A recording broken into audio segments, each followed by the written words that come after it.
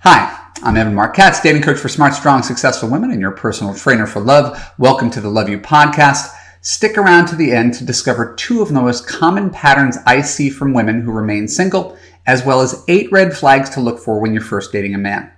When we're done, I'll let you know how you could apply to Love You to create a passionate relationship that makes you feel safe, heard, and understood.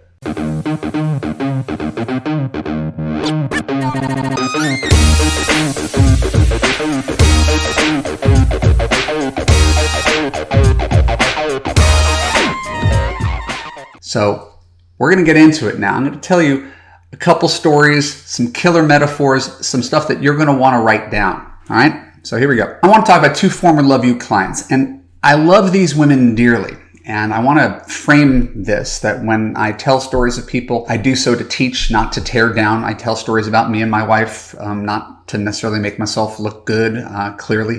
But I do so because it's in service of trying to help. And so in telling the stories of these Love You clients, I want you to recognize that they're anonymous and I'm doing this for a greater good so that I could help you make better relationship choices with men. So despite my affection and admiration for these clients, it's pretty obvious to me why they remain single in their 40s. First, we'll start with Elise. Elise is, in my world, where I teach women that you're the CEO of your love life, Elise is the perpetual intern. She's really sweet. She's super cool. She comes from a place of pure feminine energy. She really responds to confident guys, big brains. Right? She certainly has a type. She hasn't had much success with men because her default setting is to be a pleaser who wants to win over a guy. Right? She sometimes bends over backwards to please. And she's operating from a place of scarcity because she doesn't have a good track record, because she's in her mid-40s and average looking. Sorry, not everybody could be a supermodel. For these reasons, she doesn't always believe that she deserves more. And so she settles for less. Ask yourself if you've ever done the same thing. Not feeling terribly confident, not having a great track record with men, and then suddenly some guy who you're attracted to with a big brain starts paying attention to you, and you're like, well, I guess this is as good as I can get. And my client Elise drops everything when she meets a guy that she likes because she spent her whole life looking for love. Last instance I experienced with her, she moved for a guy. Right? She dropped her life here in LA and she ends up fighting for a relationship that's not even worth fighting for. That's the crazy part. So there's this long shot candidate. He's a divorced guy. He's got a troubled son, and she moves to be with him and steps into his world after a few months of long distance dating and discovered quite quickly that it's very different being in a long distance relationship where you could talk, right, and flirt and put in a little effort and get a lot of reward than to be a day-to-day partner living in the same house with a person who's not happy, who's got a troubled relationship with his son, and she's coming in as a stepmom, and she doesn't really respect the way he's doing things. It's like this whole chaotic thing that she decides to take on herself. And she holds on for 2 years. Gosh, I love Elise. And it's really hard to watch this, and it shows the limits of my control as a dating coach. All I could do is give advice and say, don't do that. Don't go there. Cut this off. Set some boundaries. Have some self-esteem. Operate from a place of confidence and abundance. Say no to things that aren't working for you or it doesn't feel good. So I want to contrast Elise, the perpetual intern who gives the man control of things, with another client of mine. Her name is Sherry, and Sherry has embraced her CEO energy, which is in general a good thing because it means you won't settle for less. All right. But Sherry takes it too far. She's, objectively too picky. And when she makes her choices, they're like these deep subconscious choices. She's not even thinking about what she's doing. She's just taking these long shot Hail Mary picks.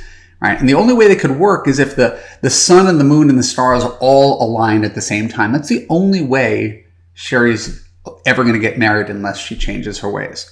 So on the surface, you might be Sherry. And then there's no judgment. Again, this is like a tale of 2 clients. I've got, Elise, the intern over here, and I've got Sherry, the CEO over here. She doesn't have high enough standards, and her standards are so impossibly high that it becomes impossible for her to succeed. So she's bright, she's attractive for her age, she wants to have kids even though she's in her early 40s, and she's always going to attract a lot of people because she's objectively a catch. But Sherry has even greater problems to some degree than Elise does. Right? If Elise lacks, self-esteem, Sherry has some major blind spots, fatal blind spots, not the least of which is that she thinks she's 100% self-aware. She thinks she understands everything. So when I give her advice, she almost never follows it. Right? She uses her own instincts, not recognizing that those instincts are what has led her to be 43, single and childless. Right? So there's no judgment. These are all my clients. There's no judgment. But why would you hire a coach if you're not going to take some of what he says under advisement instead of, yeah, I hear you, but I'm just going to do my own thing? So Sherry's issue is that, in no particular order, I wrote a couple things down, she's looking for the opposite sex version of herself. And I'm familiar with this because I'm a lot like that. I was a lot like that when I was single. I wanted to date East Coast Jewish, liberal, intellectual, work ethic, sarcasm, whatever the hell that makes me me. I find that familiar. I find that attractive, and I was always drawn towards it. And I didn't recognize for about 10 years that trying to date the female version of myself was a losing strategy. So Sherry dates in that manner, wants to date herself, the male version of herself, but without her own flaws. Which brings me to Sherry's second problem. She doesn't recognize her own flaws. And that's hard. I use myself here because I think it's easier. If my flaw is that I am opinionated and a know-it-all and sometimes arrogant and anything anybody could say about me, I've heard it a million times before. Right? If those are my flaws, and therefore I'm pretty difficult because I have opinions about everything, and I micromanage situations, and I micromanage at work, and I micromanage in my relationship, I could at least take ownership of that and be like, you're right. I have to step off. I have to soften that. I'm not going to insist that someone who feels that way about me is wrong. They're right. The problem is a lot of people have a hard time admitting what their faults are. Right? So it's very easy to see someone else's faults in yourself, and that's what Sherry does all the time. Right? She points the finger at other people, right? Never really recognizes, never looks in the mirror and recognizes how she is equally complicit in why she's single. It's not just everybody else's fault and everybody else's is flawed. Because I could hand Sherry her husband and she'd still find 100 things wrong with him. Which things can you and can't you compromise? And Sherry hasn't figured out the art of compromise yet. She refuses to compromise, even though she compromises in her career, she compromises on her home, she compromises on her family and her friends, but she won't compromise in this area. That's probably its own Love You podcast, right? How one should compromise. Finally, Sherry takes huge and terrible risks in love. Right? Again, I present this to you because maybe you're familiar. Right? You chase excitement instead of comfort. Right? Now again, comfort doesn't mean you're with a guy who kisses like your brother. Comfort just means it's easy, it's smooth, it has this really organic path. Right? Where chasing excitement is you're banking on the long shot, right? Overvaluing that instead of the smooth ride. So we're spending a lot of time on hope and fantasy and potential. Right? What are examples of this? Moving in with someone after a month, going on a 3-day cross-country date, looking in other countries for love, developing full relationships by text, right? And so it looks perfect, it's exciting, but it's a self-fulfilling prophecy. Right? It's really safe to fall in love with a guy in another country. It's really safe to fall in love with a guy in another state. It's really safe to fall in love with a guy who's got a wife because it never works. Right? It's built in. It's never going to work. So I want to borrow a metaphor from Love You because I think it's useful. And I'm going to share with you the 8 red flags that I promised at the beginning of the video, because there's a lot of ways that one can get rich in life. You could save $1 a day in your piggy bank. You could start a 401k when you're 21. You could work your way up from the mailroom at some company, right? You could take over, expand a family business. You could work side by side with some genius entrepreneur. You could start your own company. You can invest wisely in stocks and real estate. These are all viable paths to get rich, build wealth by the time you're ready to retire. Or you could buy a lottery ticket. Now, a lottery ticket is the fastest way to riches, but it's the one with the least control and the highest failure rate, because the lottery is the fast path. It's the no work. There's no thought behind it. It relies on luck. I don't like luck as a strategy.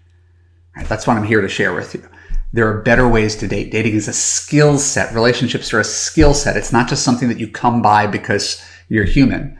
Just like anything in life, playing guitar or computer programming or getting along in corporate America, right? There's a skill involved in this. So as a dating coach for smart, strong, successful women, I see myself as your risk manager.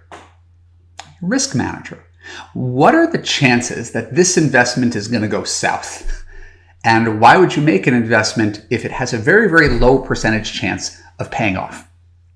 So I am risk averse when it comes to love on behalf of my clients. And here are 8 red flags that you should pay attention to and write down that I wouldn't even embark on a relation. I wouldn't even go on a first date in these situations. Number 1, long distance.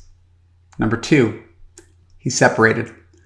Number 3, recently divorced, like the ink is still drying and he hasn't had a relationship since his divorce. Number 4, he's got current addiction problems. Number 5, he's got current employment problems. Number 6, he says he's going through a weird time and he doesn't know what he wants. Number 7, he thinks you're too good for him. Number 8, he says he doesn't know if he ever wants to get married or if he wants to have kids. You get that? Now, I am positive you have and continue to take a chance on guys like this. You see something in his profile, have a conversation, you hit it off, he's cute, he's smart, he's interested. And then these things that we just read off, we throw them out. We discount them. We pretend that these things don't matter other than this is going to come up somehow down the road and it's going to come back to bite me. Because it always does. So why even get started? I've got a quickie anecdote. And it's a client of mine. She was in Love You 5 years ago. And I adore her. And I'm not going to mention her by name. But she joined the course. She was in her late 40s and never married. And through the work in Love You, learned how she should be treated by a man, raised her standards in such a way that she never had a better relationship in her life. And as she graduated the course, I remember her telling me she was seeing a guy who was really, really good to her. He was a good guy. He made her feel safe, heard, and understood, and all the other things we talk about in Love You. But this guy was suffering from a certain kidney disease, and he had one of his kidneys removed. And he had circulation problems, and because of his circulation problems, he had the bottom of one of his legs amputated. And because he had all these health problems, he was depressed. And because he was depressed, he was taking antidepressants. And because he was taking antidepressants, he had erectile dysfunction, which was affecting their love life. And my client was explaining to me that she really loved this guy. She really loved how he made her feel and how he treated her. But it was hard because he was facing all these issues. And I remember saying to her point blank, and again, forgive me for being insensitive, Jessica, I promise you, you can find a guy with 2 kidneys, 2 legs, and a working penis who's good to you and treats you well. And that, strangely, that crude statement gave her some relief. She treated him as if this was it. This is the first guy who's ever treated me well, but he's got all these problems, and these problems are really hurting our relationship. And she thought that was the highest she can go. I said, no, you could get all the good treatment with a guy who doesn't have these problems. And so extrapolate that. You could have a great relationship with a guy who is in your city. You could have a great relationship with a guy who isn't, recently divorced. You could have a great relationship with a guy who does know that he wants to get married and have kids. The idea that you have to accept these things in men is just not true. So if you continue to take a chance on these long shot guys with these major obstacles to overcome, just because you've got chemistry and excitement, and now by paying attention to those red flags and eliminating the 90% of the guys who run afoul of those red flags, now you could focus your attention on the 10% that actually have a chance of working out. That is the love you way. Thank you for your time. My name is Marc Katz. I appreciate you tuning into the Love You podcast. For more episodes like this on YouTube, click the subscribe button and ring the bell to ensure you get notified whenever new content comes out. If you're listening to the audio podcast, please share an honest review on Apple.